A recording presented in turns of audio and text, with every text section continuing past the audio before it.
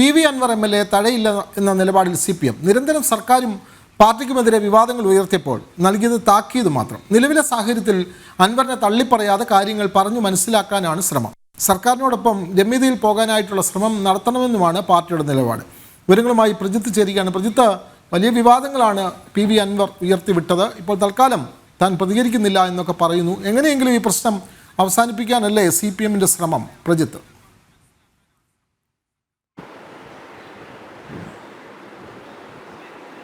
CPM എടുക്കുന്ന നിലപാടുകൾ വളരെ ശ്രദ്ധേയമാണ്. കാരണം ഇതിനു മുൻപ് ഈ തരത്തിൽ ഏതെങ്കിലും ഒരു പ്രസ്താവന നടത്തുന്നത് CPMന്റെ ഏതെങ്കിലും ഒരു ഘടകത്തിൽ പ്രവർത്തിക്കുന്ന അല്ലെങ്കിൽ CPMനോട് അനുകൂലമായി നിൽക്കുന്ന ആരെങ്കിലും ആണെങ്കിൽ തന്നെ CPM എടുക്കുന്ന നിലപാട് അതിരൂക്ഷമായിരിക്കും. നേതാക്കന്മാരുടെ പ്രതികരണം അതിരൂക്ഷമായിരിക്കും. പാർട്ടിയുടെ സംഘടനാ സംവിധാനത്തെയും പാർട്ടിയുടെ ഏറ്റവും പ്രധാനപ്പെട്ട നേതാവിനെയും ചോദ്യചിഹ്നത്തിലാക്കി നിർത്തുന്ന, രണ്ടാം തവണ അധികാരത്തിലെത്തി നിർത്തിയ പിണറായി വിജയൻ സർക്കാരിന്റെ അല്ലെങ്കിൽ സർക്കാരിലെ മുഖ്യമന്ത്രി ഭരിക്കുന്ന ആഭ്യന്തര വകുപ്പ് ഒരു പരാജയമാണെന്ന രീതിയിലൊക്കെ വരുത്തി തീർക്കാനൊക്കെ ശ്രമിച്ചതിൽ വലിയ രീതിയിലുള്ള വിമർശനങ്ങൾ ഉണ്ടാകേണ്ടതാണ്. എന്നാൽ ആദ്യഘട്ടം, അതായത് അൻവർ ഈ വാർത്താ സമ്മേളനമൊക്കെ വിളിക്കുന്ന സമയത്ത് കൃത്യമായി ഒരു പ്രതികരണവും പാർട്ടിയുടെ ഭാഗത്തു നിന്ന് ഉണ്ടാകാത്തൊരു സാഹചര്യം ഉണ്ടാകുന്നു.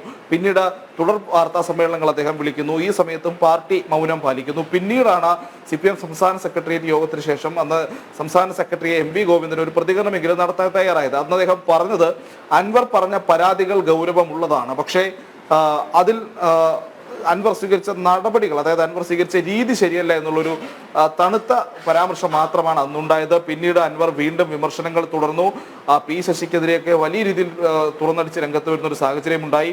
ആഭ്യന്തര വകുപ്പിന്റെ ഭരണം പോലും നടത്തുന്ന P ശശിയാണെന്ന രീതിയിൽ, അതായത് മുഖ്യമന്ത്രി പിണറായി വിജയനെ ഒരു സൈഡിൽ നിർത്തി P ശശി ഭരണം നടത്തുന്നു തുടങ്ങിയിട്ടുള്ള വിമർശനങ്ങളൊക്കെ അൻവർ ഉന്നയിച്ചു.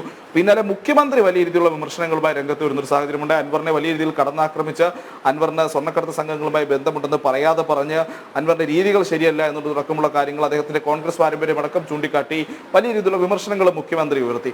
ഇതിനുശേഷവും CPM സംസ്ഥാന സെക്രട്ടേറിയറ്റിന്റെ ഭാഗത്ത് നിന്ന് ഔദ്യോഗികമായ ഒരു പത്രപ്രസ്താവന മാത്രമാണ് വന്നത്. ഒരു പത്രക്കുറിപ്പ് പുറത്തിറക്കിയിട്ട് അൻവർ നിലവിൽ നടത്തുന്ന രീതികൾ അല്ലെങ്കിൽ ആ പരാമർശങ്ങൾ അത് പാർട്ടി സംവിധാനത്തെയും സർക്കാരിനെയും എതിരെയുള്ളൊരു പ്രചാരണ വേലയായി മാറുന്നു. പാർട്ടിയുടെ ശത്രുക്കൾക്ക് ആയുധങ്ങൾ നൽകുന്നു.